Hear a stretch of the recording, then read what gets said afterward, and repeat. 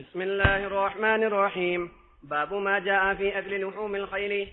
وبالسند المتصل منا إلى شيخ الإمام. باب ما جاء في أكل الضبع. امام کا مسلک امام مالک رحمت اللہ علیہ کا مسلک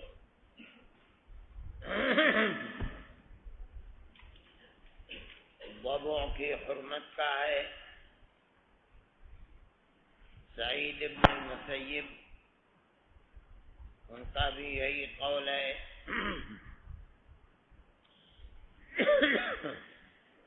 عبداللہ ابن المبارک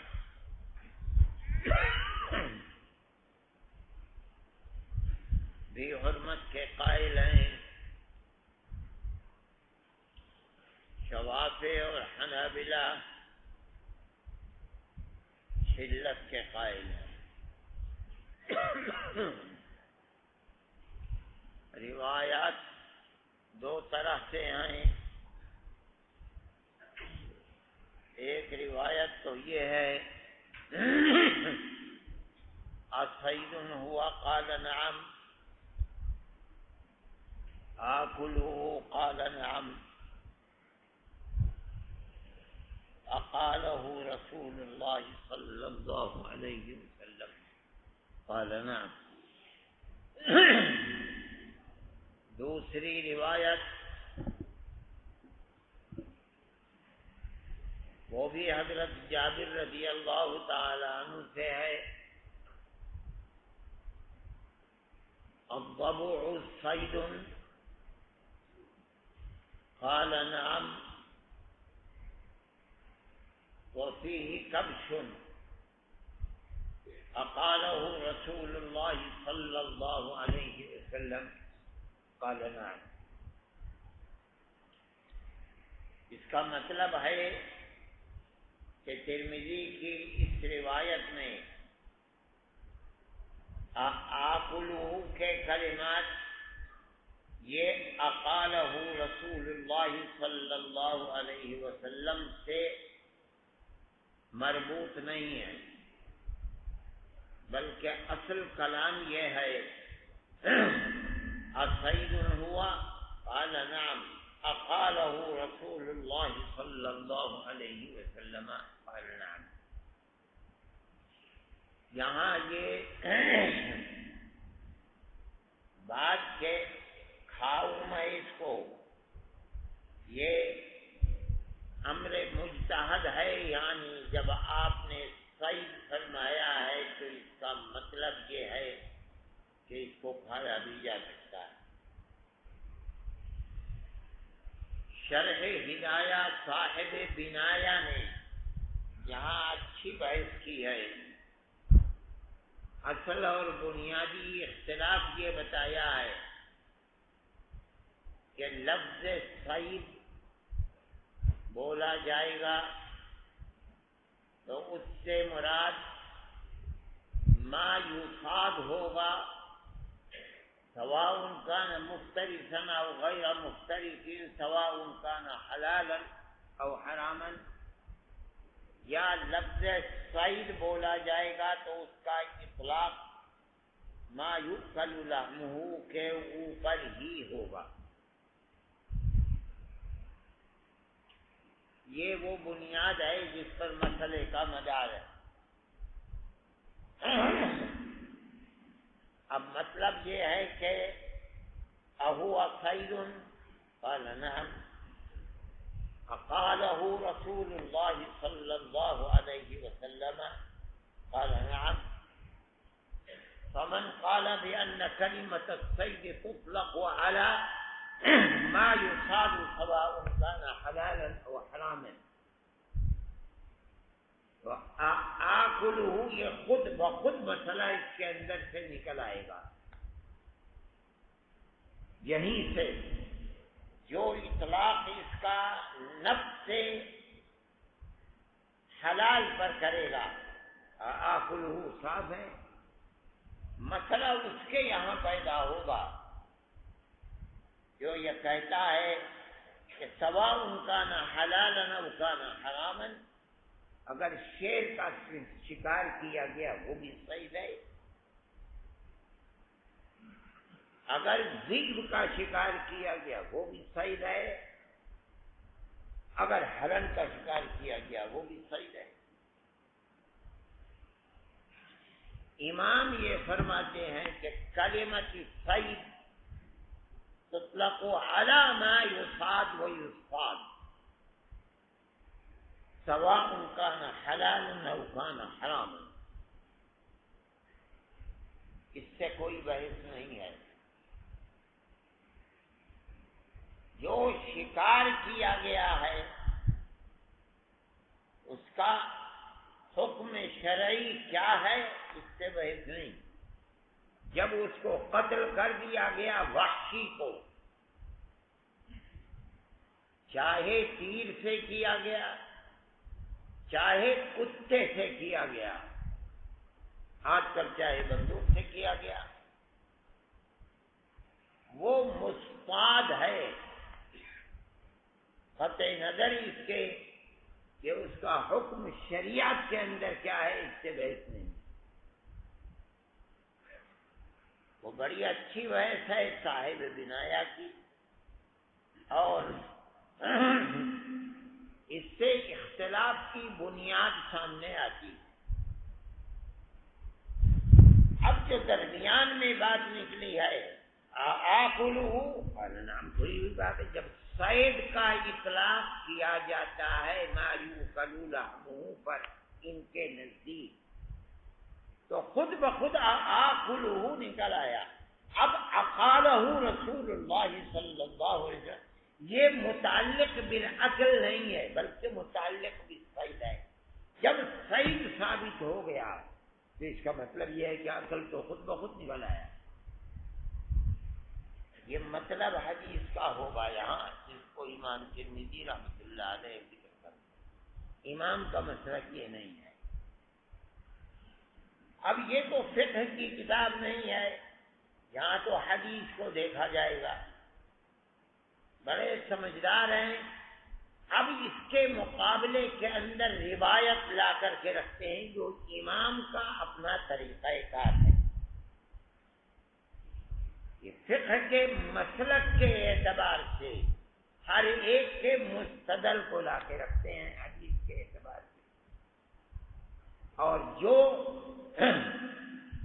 مسلک صاحب کتاب کے نزدیک مرجوح ہوتا ہے اس کے مستدل کے اوپر کلام کرتے ہیں۔ چنانچہ کلام کیا، جب روایت کو لے کر آئے اوا یاکل الضبع احد، کیا کوئی ضبع بھی کھاتا ہے؟ اوا یاکل الذئب احد فیہ خیر، اس سے حرمت ثابت ہوتی ہے۔ تو اب صاحب کتاب کہتے ہیں کہ اس کے اندر دو متکلم فی روایت ہیں، راوی ہیں، اس لیے اس روایت کے مقابلے میں جو نمبر 1 میں لا کر رکھی ہے یہ کھڑی نہیں ہو سکتی۔ اگرچہ صاحب اعلاء السنن نے یہ کہا ہے کہ اسماعیل کا مطابع ابن ماجہ میں موجود ہے محمد بن اسحاق کی روایت کے اندر، جس طرح تعدد سند جبر مکافات کیا کرتی ہے، اسی طریقے پر مطابع کسی متکلم فی راوی کا ہونا اس روایت کے درجے کو بلند کر دیتا ہے۔ اور وہ جو راوی متکلم فی تھا کوئی اس کے پہلو میں آ کر کھڑا ہو جائے راوی تو جو ضعف ہے وہ اس کا ختم ہو جاتا ہے۔ رہ گئے دوسرے راوی جس کو ابو محارق کہا جا رہا ہے، وہ عبد الکریم ابن قیس ہوا ابن ابی المحارق۔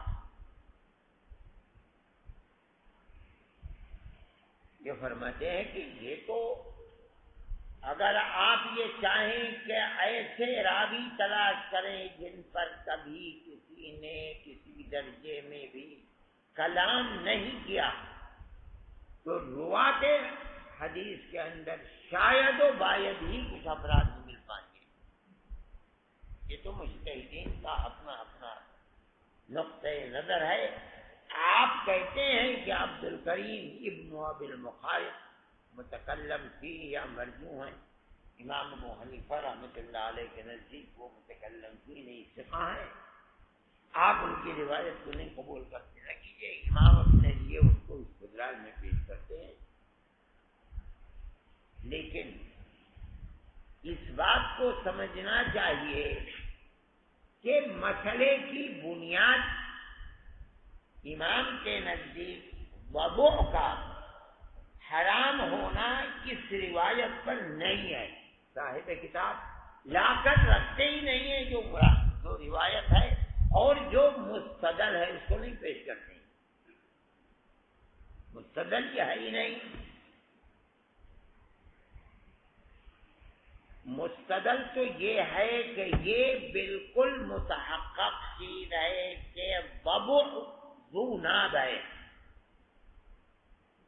اور نبی کریم علیہ الصلوۃ والسلام نے نہا عن کل ذی ناب من السباع، مسئلہ ختم ہو گیا یوم خیبر کے اندر۔ اور یہ روایت نہا عن کل ذی ناب من السباع، یہ روایت محدثین کے نزدیک مشہور ہے۔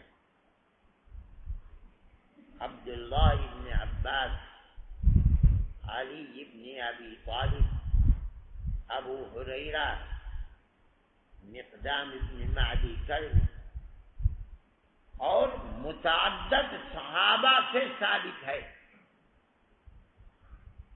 اور روایت مشہور ہے۔ یہ روایت جس کا یہاں تفرد ہے عبد الرحمن ابن ابی عمار، جن کو یہ کہتے ہیں ابن ابی عمار، یا عبد الرحمن ابن ابی عمار ہے، ان کے اوپر روایت کا تفرد ہے، اور اس درجے کے آدمی نہیں ہیں کہ اس روایت کی بنیاد پر وہ روایت جو مطلقاً ہے رہا عن کل ذی ناب من السباع، اس عام کے اندر سے افراد کی تخصیص اس روایت سے کیا، یہ اس درجے کی روایت نہیں ہے۔ پھر جبکہ اس روایت کا جو متن ہے وہ خود متعدد طریقے کے اوپر ہے، کسی کے اندر آکلو ہے، کسی میں آکلو نہیں ہے، اور یہ شبہ پیدا ہو رہا ہے کہ چونکہ اسعید کے ساتھ قالہ رسول اللہ صلی اللہ علیہ وسلم ہے، تو کہیں یہ نظریہ کہ سعید کا اطلاق اسی پر ہوگا کہ ما یؤکل لحمہ، اس سے معنی نکال لے گا کہ اکلہ حلال لأنہ سعید، وقالہ رسول اللہ صلی اللہ علیہ وسلم انہ سعید، مسئلہ ختم۔ اور وہاں جو غزوہ یوم خیبر میں آپ فرما رہے ہیں وہ صحابہ کے مجمع میں فرما رہے ہیں، اور متعدد طریقوں سے علامہ عینی رحمۃ اللہ علیہ نے نخب الافکار میں ان کی تمام سندوں کو ذکر کیا ہے، ابن عباس سے کتنی سندوں سے ہے، ابو ہریرہ سے کتنی سندوں سے ہے، علی مرتضیٰ سے کتنی سندوں سے، یہ ان کو لا کر کے پیش کیا ہے۔ اس لیے ایسی روایت جو ایک سند سے آ رہی ہے، اور اگر دوسری سند ہے تو اس میں الفاظ بدل جاتے ہیں، اس میں آکلو کی کلمات نہیں ہیں، وہ اس درجے کی روایت نہیں ہے جو مقابلے میں کھڑی ہو۔ امام کا مستدل در حقیقت اس کے ذی ناب من السباع ہونے کی وجہ سے ہے، اور وہ نبی کریم علیہ السلام کا فرمان ہے، اور وہ بہت مشہور روایت ہے، ذی مخلب من الطیر و ذی ناب من السباع۔ اس لیے مسئلے کی بنیاد وہاں ہے جو صاحب کتاب نے یہاں نہیں پیش کی ہے، مگر نہا رسول اللہ صلی اللہ علیہ وسلم عن کل ذی ناب من السباع وذی مخلب من، یہ روایت آگے آ جائے گی، یہاں بھی آنی چاہیے تھی مگر یہ روایت یہاں نہیں۔ بہت مشہور جانور ہے، دنیا جانتی ہے اس کو، علماء متقدمین بھی کہتے ہیں کہ ذی ناب ہے، ہمارے یہاں بھی پایا جاتا ہے۔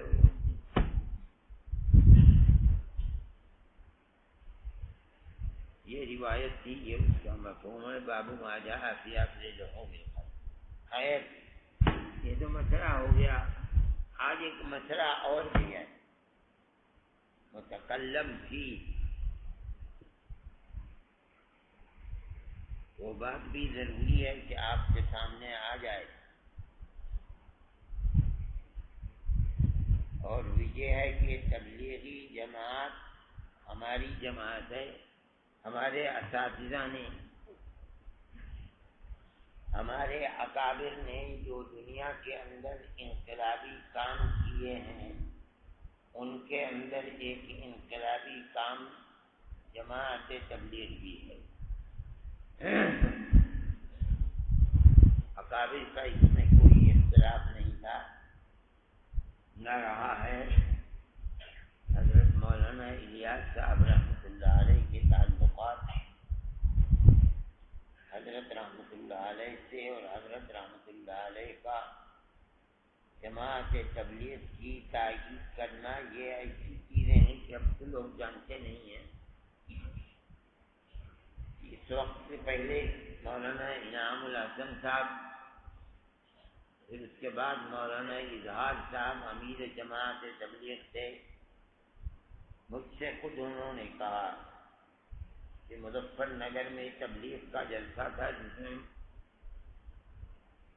2 جلسے تھے، ایک تھا جمعیت علماء کا اور کانگریس کا، کیونکہ ملک کی آزادی میں جمعیت علماء اور کانگریس ساتھ ساتھ تھی، تو جو مسلم لیگی لوگ تھے مظفر نگر کے، انہوں نے کہا بھی توڑنے کا ایک ہی طریقہ ہے کہ اسی دن اسی وقت تبلیغ کا جلسہ رکھو، اور مولانا الیاس صاحب بلاؤ پکڑ کے، کیونکہ کاندرا ضلع مظفر نگر میں ہے، اس لیے ان لوگوں نے مولانا سے بھی وقت لے لیا۔ مولانا کو پتہ نہیں تھا، نہ حضرت کو یہ پتہ تھا کہ اب جب پہنچے وہاں تو مولانا الیاس صاحب کے کان میں کسی نے کہا کہ آج جلسہ ہے اور اس میں مدنی آ رہے ہیں وہاں۔ ادھر حضرت رحمۃ اللہ علیہ کو کسی نے کہا کہ آج تبلیغی جماعت کا بھی جلسہ ہے، اس میں مولانا الیاس صاحب، مجھ سے انہوں نے خود بیان کیا، حضرت نے اعلان فرمایا کہ آج جلسہ نہیں ہوگا، مولانا الیاس صاحب تشریف لائے ہیں، سب لوگ چلیں، میں بھی چلتا ہوں۔ مولانا الیاس صاحب نے یہ اعلان کیا کہ حضرت مدنی آئے ہوئے ہیں، جلسہ تبلیغ کا نہیں ہوگا، سب لوگ چلیں، میں بھی چلوں۔ درمیان میں دونوں بزرگوں کی ملاقات ہوئی، مجھ سے مولانا جو امیر جماعت تبلیغ تھے مولانا اظہار صاحب، مولانا صاحب کی شاید نانا ہیں وہ کہنے کی آواز، تو بہرحال بہت ایک ہی خاندان ہے اور بزرگ ہیں۔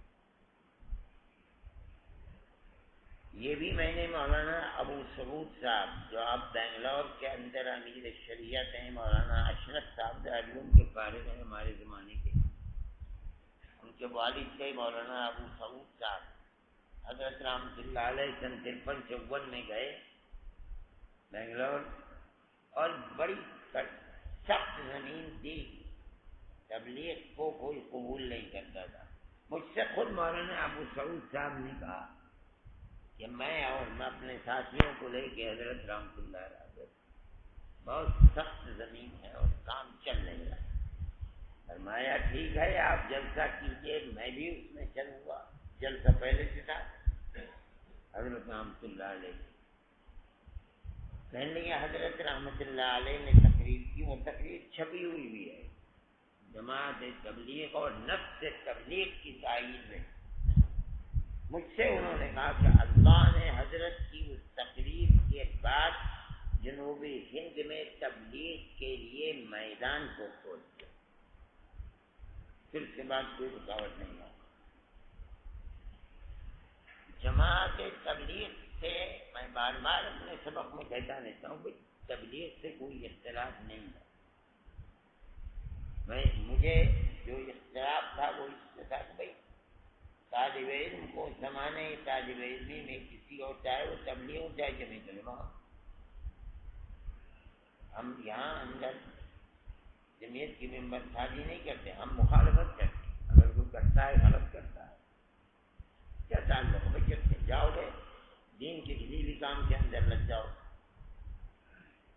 باقی تبلیغ کے کام کے اندر، تبلیغ جماعت کے اندر علماء دیوبند کا اختلاف ہو ہی نہیں سکتا۔ ایک ہی جماعت دیوبندی ہے۔ آج بھی اگر کسی مسجد سے تبلیغی جماعت کے لوگوں کی بستر اٹھا کے پھینکے جاتے ہیں، انہیں نکالا جاتا ہے، یہ کہہ کے نکالا جاتا ہے کہ دیوبندی کافی میں نکالو، پھر جماعت تو دیوبندی ہے، اختلاف دیوبند والوں کیسے ہو سکتا ہے؟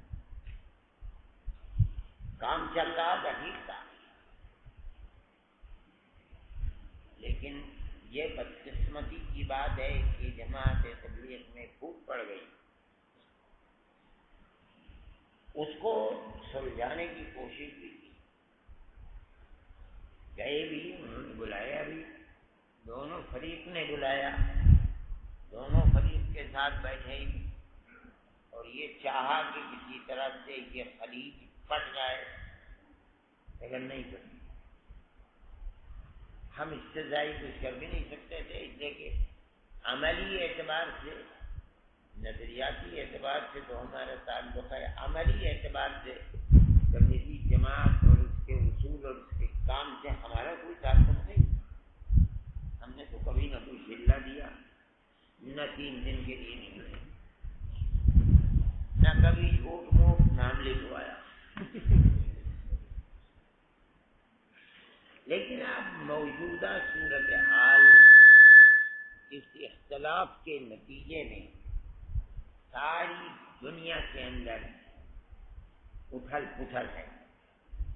امریکہ میں گئے وہاں، کینیڈا میں گئے وہاں، انگلینڈ میں آئے وہاں، جہاں گئے، جس شہر میں گئے، واشنگٹن میں گئے وہاں، نیو یارک میں گئے وہاں، کینیڈا میں ٹورنٹو میں بیٹھے ہوئے انہوں نے علماء کا اجتماع کر لیا، وہاں ہم نے بات چیت کی، وہاں ایک صاحب نے آخر میں اگر صاحب جماعت یہ ہو رہا ہے، یہ ہو رہا ہے، یہ ہو رہا ہے، آپ نے کوئی کردار کر رہا ہے؟ بابا ہم کیا کردار ادا کریں گے؟ ہم نے کہا ان سے وہ ہم نے یہ کیا، یہ کیا، یہ کیا، لیکن اس سے ہم نہیں کر سکتے۔ اب نظریاتی اعتبار سے جماعت 2 حصوں میں بٹی اور بٹ کر کے انتہائی تشدد ہو گیا۔ فلپائن میں گولیاں چل گئی، پولیس آ گئی، مرکز میں پولیس نے تالا ڈال دیا، ہندوستان میں بھی دھولیا وغیرہ کے اندر مار پٹکول ہو گئی، اور دوسرے ملکوں کے اندر قتل بھی ہو گئے۔ اختلاف کے نتیجے میں بنگلہ دیشی میں قتل ہو گیا، عاطف الرحمان کی جماعت نے قتل کر دیا، اور اس کے بعد لطف یہ ہے کہ رپورٹ بھی نہیں درج کرانے دی۔ میں یہ کہتا ہوں کہ یہ اختلاف چل رہا تھا، اس کے اندر تشدد پیدا ہوا، اور اب ہندوستان میں بھی تشدد پیدا ہو رہا ہے۔ دارالعلوم دیوبند اور مدارس اسلامیہ، حقیقت یہ ہے کہ جو موجودہ حکومت وقت ہے اور جو فرقہ پرست طاقتوں کو ملک میں چھوٹ ملی ہوئی ہے، مدارس اسلامیہ اور احزاب اسلامیہ کے لیے یہ وقت انتہائی کٹھن وقت ہے، جس کو اگر دانشمندی کے ساتھ نہیں چلایا گیا تو خدا نہ خواستہ کیا ہو جائے گا کچھ نہیں کہا جائے گا۔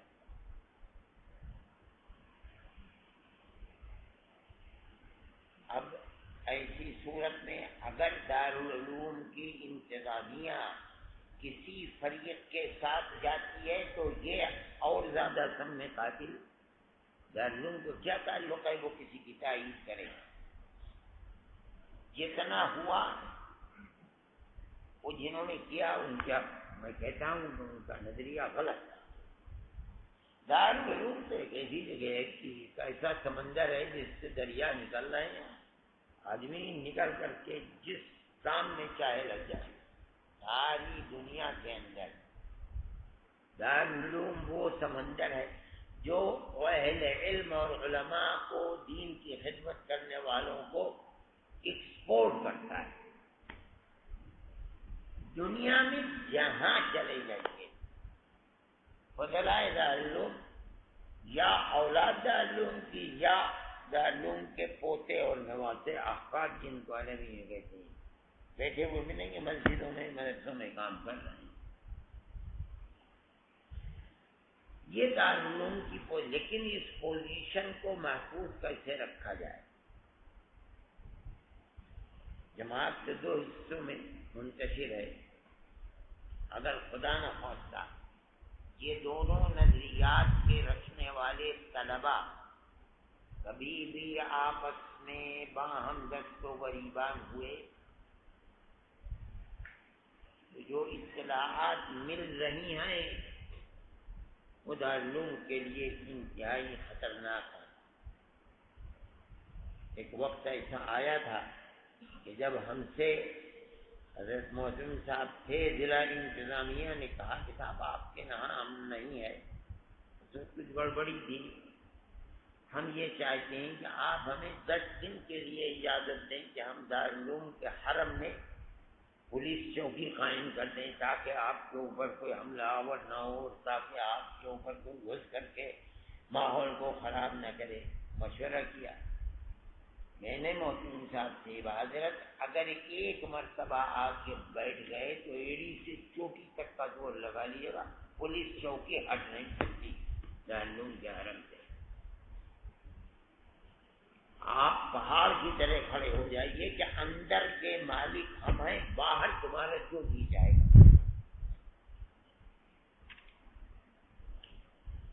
بات سمجھ میں آ گئی اور اسی طرح کھڑے ہو گئے. اللہ نے وقت ڈال دیا. آج کا وقت بہت خراب وقت ہے. ہم دارالعلوم کی کشتی کو اللہ ہمیں توفیق دے, ہم لوگوں کی گردنوں کے اوپر بوجھ ہے کہ ہم دارالعلوم کی کشتی کو اللہ کی توفیق اور اس کی نصرت سے محفوظ طریقے پر پار کر جائیں. یہ بہت بڑی اللہ کی نعمت و دولت ہے. ہو سکتا ہے کہ آج اس کا پہلا دن ہو. کل گجرات کے اندر پوری بی جے پی لگی ہوئی تھی کہ احمد پٹیل کو ہرا دے. اللہ اکبر. رات 2 بجے تک ساری بی جے پی ایک طرف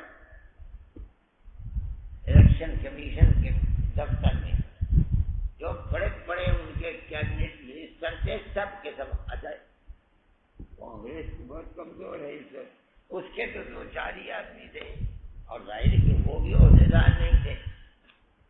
اور احمد پٹیل کو ہرانے کے لیے بی جے پی کا اعلیٰ چوٹی کا آدمی لگا ہوا تھا.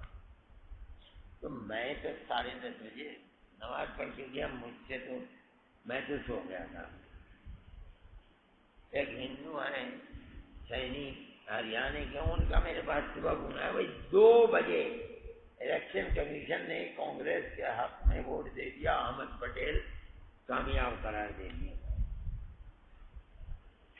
لیکن بھی ہو سکتا ہے فرقہ پرست طاقتوں کے مقابلے کے اندر اللہ آج ہی سے فرقہ پرستی کے پہیے کو الٹا گھمانا شروع کر دے.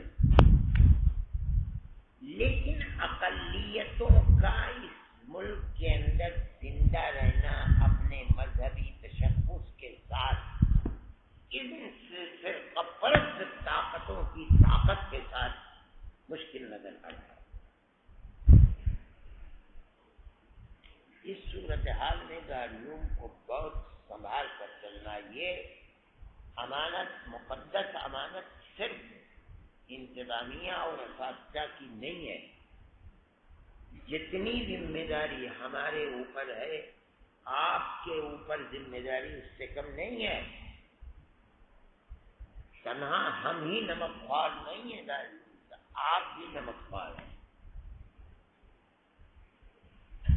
اس لیے دارالعلوم نے کل یہ فیصلہ کیا ہے کہ دارالعلوم کی حفاظت کی غرض سے تبلیغ کا کام چاہے کسی فریق کا ہو مکمل سرگرمی موجود، کوئی سرگرمی نہیں ہوگی، ختم. اور اگر کوئی سرگرمی کرتا ہوا پایا جائے گا دارالعلوم اس سے اپنے دامن کو بچائے گا، چاہے جہاں چاہے جا کر کے سرگرمی کرے. دارالعلوم کو کوئی اختلاف نہیں ہے، وہ کام تو دارالعلوم ہی کا ہے. یہ فیصلہ جماعت تبلیغ سے مخالفت کی بنیاد پر نہیں کیا گیا.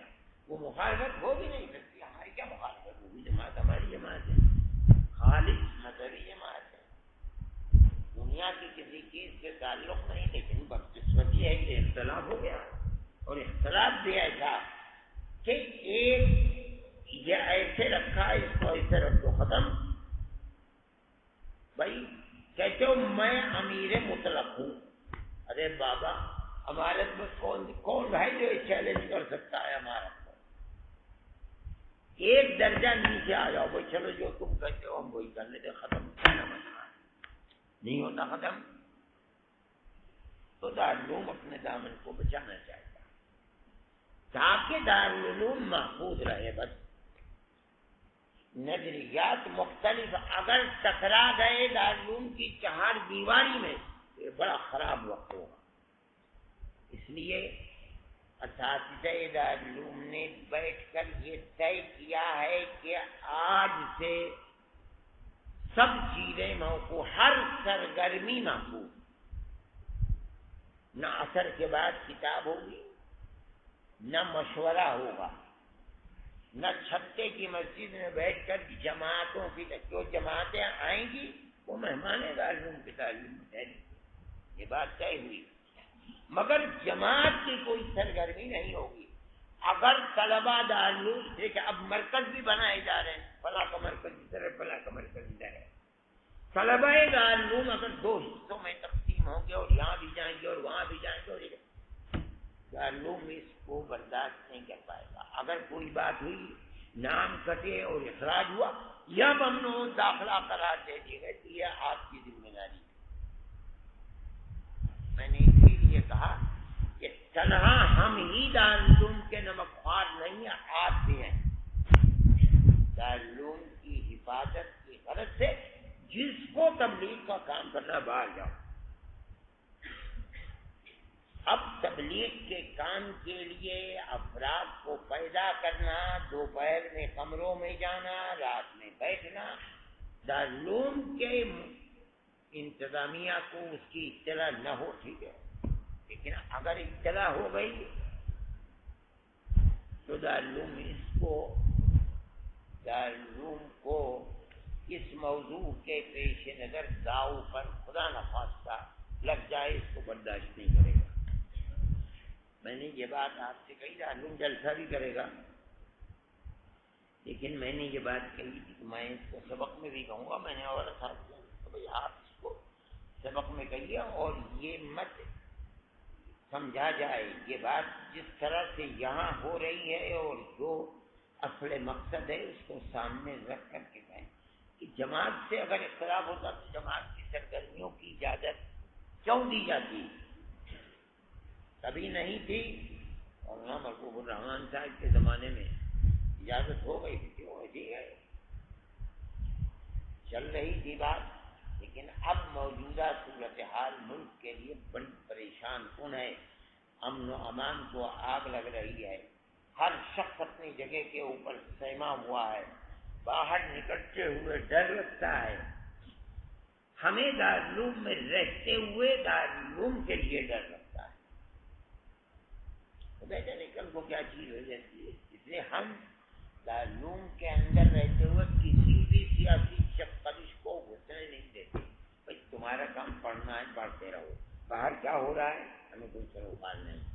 نہ ہم کسی سیاسی فیصلے پر احتجاج کرتے ہیں، نہ ہم کبھی باہر نکلتے ہیں، نہ کبھی جگہ. ملک میں بدامنی پھیلی ہوئی ہے، دارالعلوم نہ کوئی جلسہ کرتا ہے نہ کسی جگہ جاتا ہے.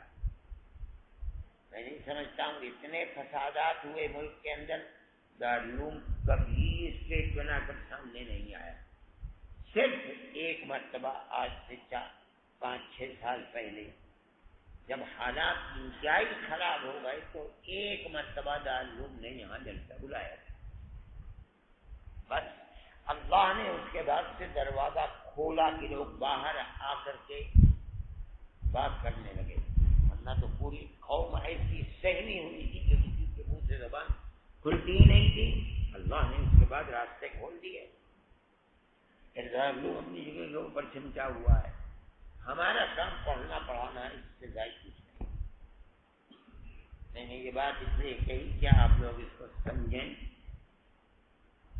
اور اپنے آپ کو محفوظ کریں، اس لیے کہ دارالعلوم کو محفوظ رکھنا ہے انشاءاللہ.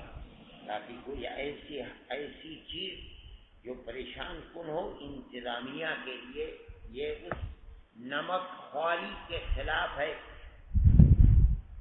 جو ہم سب دارالعلوم کے ممنون کرم ہیں کہ ہم کو یہاں آ کر کے ہمارے لیے دین کے راستے کھلے اور ہم دین کی خدمت کے لیے اپنی زندگی کو لگا رہے ہیں. اس لیے اپنے آپ کو محفوظ رکھنا چاہیے اور اللہ سے دعا کرنی چاہیے کہ اس ملک کے اندر اللہ نے ہمارے اکابر کو جو سروری عطا فرمائی ہے، اور انہوں نے 150 سال پہلے جب کہ حالات ایسے نہیں تھے، اتقوا فراست المؤمن فإنه ينظر بنور اللہ کا مصداق بن کر کے کیا ہونے والا ہے 100-150-200 سال کے اندر دارالعلوم کی بنیاد رکھی. اور پھر دارالعلوم سے اللہ نے ہزاروں ہزار 10-20-50 مراکز دنیا کے اندر قائم کرا دیے، چھوٹے اور بڑے، اور وہ دین کے بوجھ کو محفوظ کیے ہوئے ہیں اپنے کاندھوں کے اوپر.